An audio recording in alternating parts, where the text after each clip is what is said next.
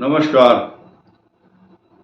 8 सितंबर 2024 से राहु का जो संचरण उत्तरा भाद्रपद नक्षत्र में हुआ है, उसको मेष राशि के परिदृश्य में किस परिवेश में हम देख सकते हैं तथा मेष राशि के लिए फर्स्ट हाफ अक्टूबर में, यानी कि ऐसा समझिए 15 दिनों में क्या क्या बदलाव और क्या क्या विशेषताएं आएंगी और क्या क्या आपके लिए सावधानियां हो सकती हैं, उन पर थोड़ी सी कम समय में कम शब्दों में चर्चा करने की कोशिश करेंगे। मेष राशि इस सृष्टि की महत्वपूर्ण राशि है, पहली राशि है।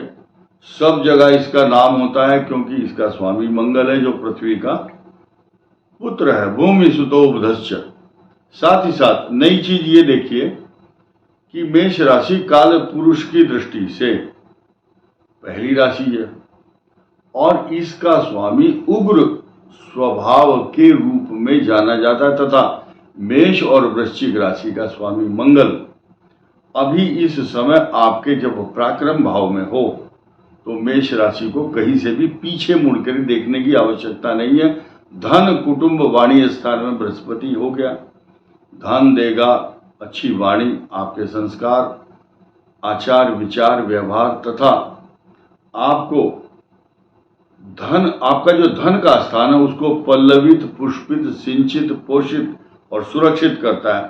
सिक्योर्ड है, आप फाइनेंशियली सिक्योर्ड हैं।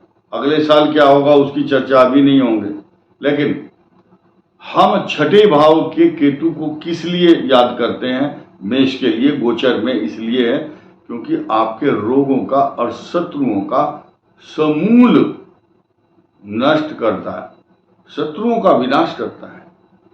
क्यों करता है? क्योंकि आपके तीसरे भाव में बैठे हुए मंगल की शत्रु भाव पर दृष्टि है, जहां पहले से ही केतु है और केतु इसका मित्र है। दोनों की जब एक साथ अटैक और आक्रमण होगा शत्रु के ऊपर, ऐसा समझिए कि दो देश इकट्ठे मिसाइल दागते हैं जब किसी कंट्री के ऊपर, तो उसका समूल नाश होता है।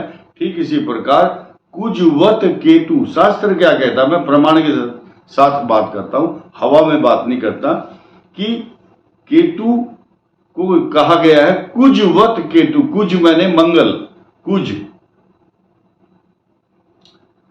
कुज का मतलब मंगल, कुजवत केतु, केतु की तरह से, यानी कि दोनों के स्वभाव प्रभाव, बीमारी चोट अग्नि इन्फेक्शन, परेशान करने का जो तरीका है, way of working, behaviour pattern Mangal और केतु का एक जैसा है। तो मंगल की दृष्टि वहां केतु पर है, जो अगर शत्रु को समूल नाश करने की ठान लिए तो वो नाश करेगा। लेकिन यह एक नई चीज कहूंगा मैं, जिनकी केतु और मंगल की दशा होगी वो उनको इन्फेक्शंस, डिजीज, फोड़ा फुंसी, बीमारी चोट ऑपरेशन तथा कोई बीमारी भी देता है, बैक मतलब पीठ पीछे की बीमारियां दे सकता है। तो सबके लिए ये एप्लीकेबल नहीं है, साफ साफ बात है। अब हम इस बात की भी चर्चा करेंगे कि सूर्य की दृष्टि भी विस्फोटक दृष्टि बनी हुई है, कहां पर? छठे भाव में केतु के साथ, जिस पर विस्फोटक फोकस पड़ेगा, किसका? मंगल का। ये भूलना मना है, हम भूल नहीं सकते, क्योंकि इसके कॉम्बिनेशन को मेष राशि का जो पॉजिटिव इफेक्ट हो रहा है, ये आपके लिए जितना प्रशंसनीय और सराहनीय है उसकी प्रशंसा करना आवश्यक है। साथ ही साथ आपके 12 अक्टूबर को जो शुक्र का गोचर अष्टम भाव में आएगा, सकारात्मक, हर व्यक्ति को हर चीज को पॉजिटिव परिवेश में देखना चाहिए कि आपके साथ जो भी हो रहा है वो पॉजिटिव हो रहा है। नकारात्मक सोच वाले व्यक्ति भविष्य में उन्नति नहीं कर पाते। अष्टम शुक्र आया तो हम क्यों ना मानकर चलें कि अष्टम भाव जो मृत्यु स्थान है, शुभ ग्रह जो मृत संजीवनी ग्रह का ज्ञाता है, वो अष्टम भाव में बैठकर आपकी द्वितीय भाव धन कुटुंब वाणी स्थान पर जो शुक्र की राशि में बृहस्पति है और शुक्र अपनी राशि को पूर्ण दृष्टि से देखते हुए, तो आपको सोना चांदी, मकान, वस्त्र, आभूषण, जायदाद तथा सांसारिक सुख साधन, लग्जरियस चीजें प्रदान करने के लिए शुक्र आमंत्रित करता है, आपको देता है। ये सुख के साधन देने के लिए तैयार है। अष्टम शुक्र को ज्योतिष शास्त्रों में बहुत अच्छा बताया गया है। द्वादश भाव देखिए, हम अपनी तरफ से नहीं कह रहे, ये शास्त्रों में लिखा है। अष्टम शुक्र का बहुत अच्छा फल है। वो उसी परिवेश में लिखा हुआ है कि उसकी सीधे सीधे धन कुटुंब वाणी स्थान पर दृष्टि है, इसलिए सुखों के साधन, सांसारिक संसाधन और आभूषण का कारक है। चांदी, सोना, हीरा और मोती, डायमंड। तो ये जो ग्रह है, इनके साइड इफेक्ट नहीं होते।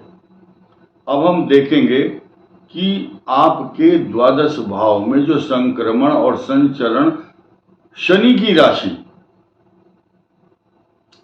दशम और एकादश है आपकी। अब शनि की राशि का जो गवर्न करने वाला जो ग्रह है, उसका नाम है उत्तरा भाद्रपद, वो लॉर्ड है।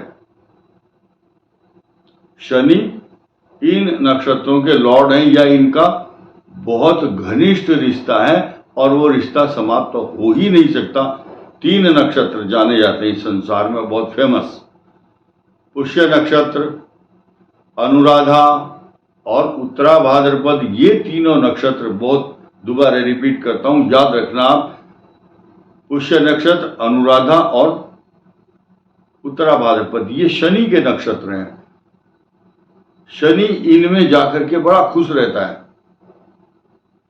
और प्रसन्नता भी मिलती है उनको।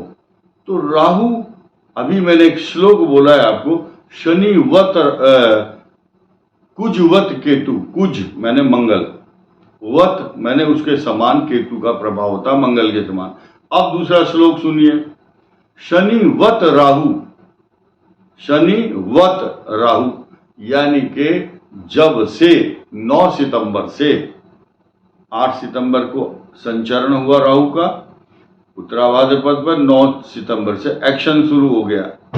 आप ये समझिए, आपके द्वादश भाव पर शनि की जो पॉजिटिविटी है, उस सकारात्मक भाव को इस तरह से हम देख सकते हैं कि राहु अपने ही घर पर शुभ दृष्टि डाल रहा है। उससे पहले क्या था, वो रेवती नक्षत्र पर संचरण संक्रमण था।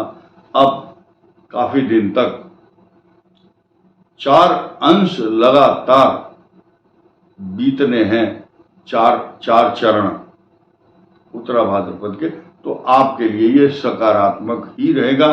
हाँ, जिनकी कुंडली में पहले से ही राहु की संचरण संक्रमण या व्यवस्था जन्म के समय होगी, जिनकी कुंडली में मेष लग्न, मेष राशि हो और 12वें भाव में शनि राहु का गोचर हो कुंडली के अनुसार भी, और उसकी दशा भी चल रही हो, तो विदेश में तो जाएगा, चोट भी खाएगा, अपमानित भी होगा, और पाप ग्रह की दृष्टि हो तो 12वें स्थान में जो राहु है वो अपमानित कराता है, जेल यात्रा भी कराता है।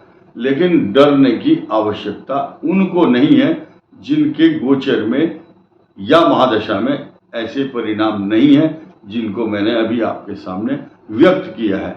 इस वीडियो में इतना ही। धन्यवाद। नमस्कार।